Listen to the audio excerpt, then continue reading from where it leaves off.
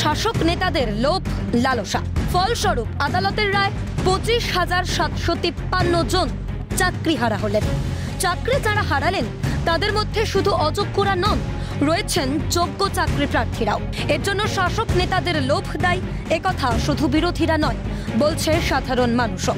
তবে কি অবলীলায় রাজ্যের মাননীয় মুখ্যমন্ত্রী মমতা বন্দ্যোপাধ্যায় আদালতের রায়ের বিপক্ষে গিয়ে চাকরি যাওয়ার জন্য নিজেদের দোষ ঠেকে দিলেন? একবার শুনুন। আমরা বাংলায় যখন চাকরি দিই, আপনারা কোর্টকে দিয়ে চাকরিগুলো খেয়ে নেন। আপনারা চাকরিগুলো না খেয়ে নিয়ে যদি বলতেন, আমি রায়দান সম্পর্কে বলছি, বিচারকের নাম আমি বলছি না, আমার প্রয়োজন পড়ে না, সবাই দেখেছেন। যদি বলতেন হ্যাঁ এখানে অসুবিধা আছে, এটা তোমার ভুল হয়েছে, তুমি সংশোধন করো, আমরা করে দিতাম। ভুল তো যে কোনো কেউ করে ফেলতে পারে, সবটা কি আমি করি না। এখানেই থামেননি মুখ্যমন্ত্রী। আদালতের রায়কে বিজেপির কথায় চলা বলেও মন্তব্য করতে ছাড়লেন না মুখ্যমন্ত্রী।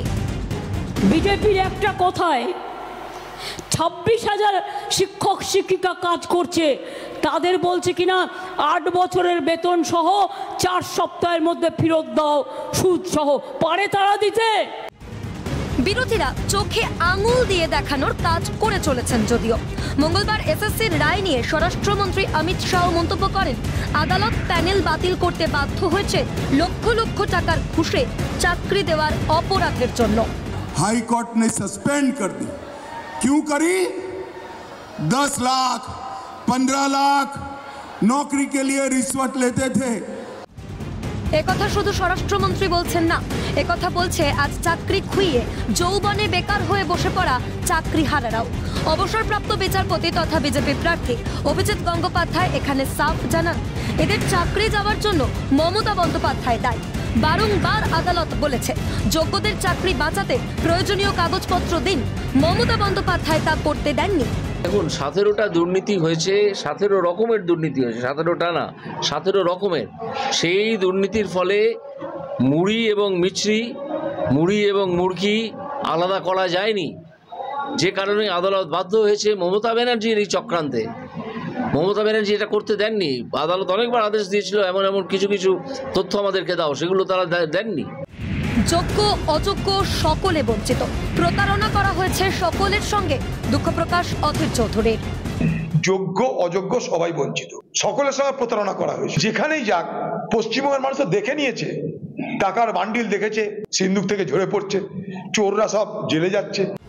এ বিষয়ে কড়া প্রতিক্রিয়া সুকান্ত মজুমদারের। বলেন, অযোগ্যদের বাঁচানোর জন্য বাকি ছেলেদের ভবিষ্যৎ নষ্ট করল মমতা বন্দ্যোপাধ্যায় এবং তৃণমূল কংগ্রেস। যে 5,000 অযোগ্য লোককে আমরা চাকরি দিয়েছি, এই 5,000 অযোগ্যকে বাঁচানোর জন্য, যেহেতু এই 5,000 অযোগ্যের কাছ থেকে তৃণমূল নেতারা টাকা নিয়েছিল, তাদেরকে বাঁচানোর জন্য বাকি ছেলে মেয়েদের ভবিষ্যৎ নষ্ট করলো মমতা বন্দ্যোপাধ্যায় এবং তৃণমূল কংগ্রেস।